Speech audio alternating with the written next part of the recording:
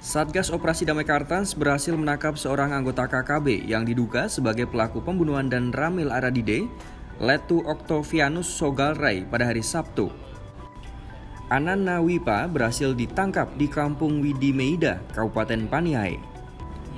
Pelaku berhasil ditangkap usai membawa kabur telepon genggam milik korban Letu Octavianus Sogalrai. Dalam jumpa persnya, Kaops Damai Kartens Kombes Pol Dr. Faisal Ramadhani menjelaskan, pembunuhan terhadap Letu Octavianus telah direncanakan sebelumnya. Menyatakan benar bahwa Operasi Damai Kartens telah melakukan penangkapan pada salah satu tersangka yang diduga melakukan penembakan terhadap dan Ramil Aradide Kodim Deyai. Kemudian yang kedua, bahwa penangkapan dilakukan di distrik Paniai Timur, Kampung Bapauda, Kabupaten Paniai oleh Satgas Gakum Operasi Damai Kartens. Dan yang untuk itu kita peran-perannya sedang kita dalami ya, karena baru datang, kita lakukan pemeriksaan singkat, tapi kami yakini bahwa kita paling tidak sekurang-kurangnya punya alat bukti untuk menyatakan dia ini terlibat dalam kegiatan penembakan dan ramil. Ya, kalau sementara ini ada sudah 5 orang yang kita kenali. Untuk pendalaman selanjutnya tadi kami sampaikan mungkin dalam tahap penyidikan selanjutnya. Direncanakan. Ini kegiatannya direncanakan. Berarti korban ini sudah jauh-jauh hari menjadi targetnya mereka ya? Kalau itu kita sedang dalami, tapi bahwa peristiwa penembakannya itu direncanakan.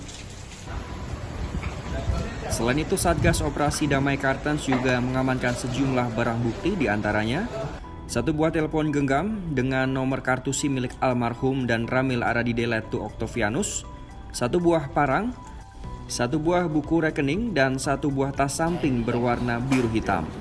Hingga saat ini, tersangka masih dilakukan proses pemeriksaan lebih lanjut.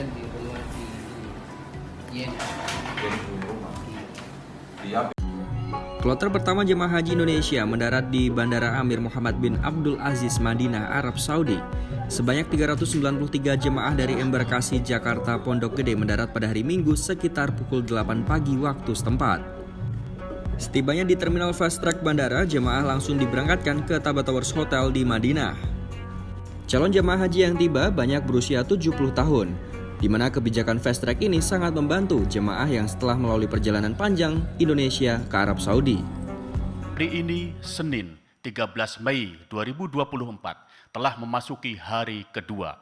Jemaah Haji Indonesia gelombang pertama secara bertahap mulai diberangkatkan ke Tanah Suci dari sejumlah embarkasi dan mendarat di Bandara Amir Muhammad bin Abdul Aziz, Madinah. Tahun ini Indonesia mendapat 241.000 kuota, terdiri atas 213.320 jemaah haji reguler dan 27.680 jemaah haji khusus. Jemaah haji reguler terbagi dalam 554 kelompok terbang yang akan diberangkatkan secara bertahap dalam 2 gelombang.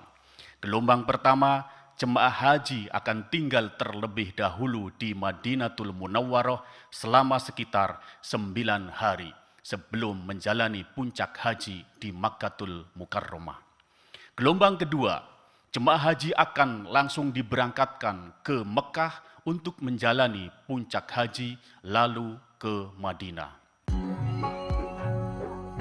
Dalam hal ini, Kemenak berkomitmen untuk memberikan pelayanan terbaik bagi seluruh jemaah, seperti mewujudkan dari layanan yang diberikan kepada jemaah saat mendarat di Madinah.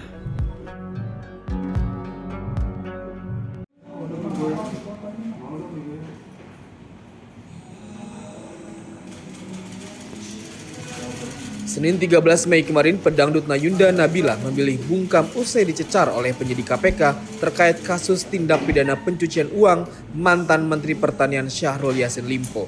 Nayunda selesai menjalani pemeriksaan pada sekitar pukul 10 malam setelah selama 12 jam diperiksa oleh penyidik untuk mendalami kasus TPPU oleh SYL. Namun Nayunda tidak memberikan komentar apapun saat ditanya awak media perihal apa saja yang didalami oleh penyidik KPK dalam kasus tersebut. Beberapa kali ia melemparkan senyum sambil menundukkan kepala dan meminta maaf kepada awak media. Pak, sambil istirahat dulu, Pak. 12 jam, Pak. Tadi diminta balikin uangnya nggak tapi Mbak? Minta balikin nggak Mbak?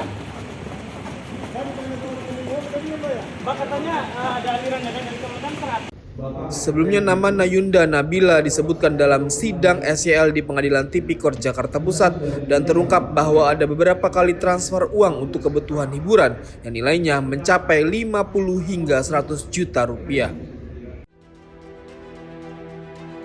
Rabu 8 Mei lalu, Presiden Joko Widodo resmi menghapus kelas 1, 2, dan 3 BPJS Kesehatan. Penghapusan ini diresmikan dalam Peraturan Presiden Nomor 59 Tahun 2024 yang mengubah Perpres Nomor 82 Tahun 2018 tentang jaminan kesehatan.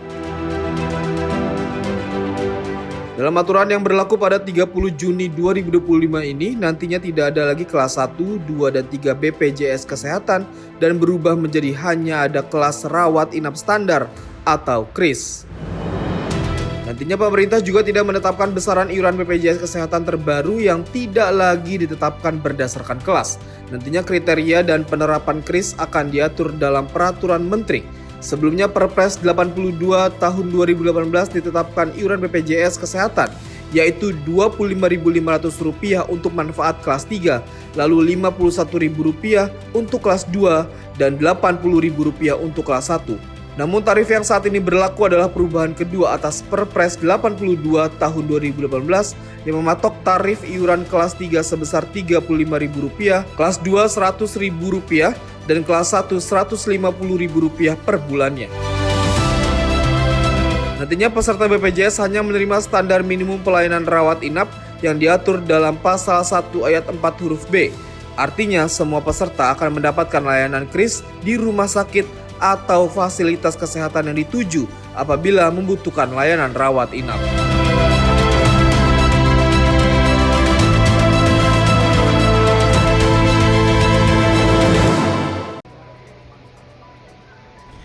Ratusan petugas yang dikerahkan pemerintah Kota Medan menutup dan menyegel Center Point Mall pada hari ini.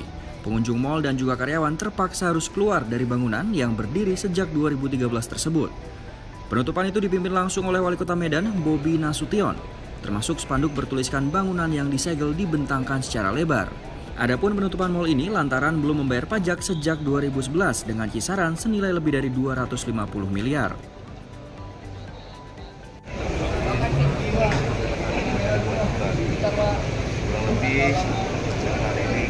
Enggak single sih. Lebih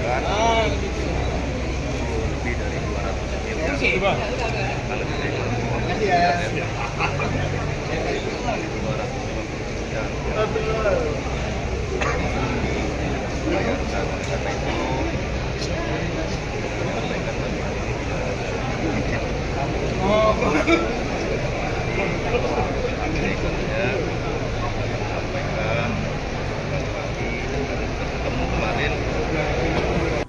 Bobi Nasution pun juga mengultimatum pengelola mal agar segera melunasi tunggakan pajak paling lambat 30 Mei mendatang. Sedangkan jika tidak dibayarkan, pihaknya terpaksa membongkar mal yang berada di lahan 3,1 hektar tersebut.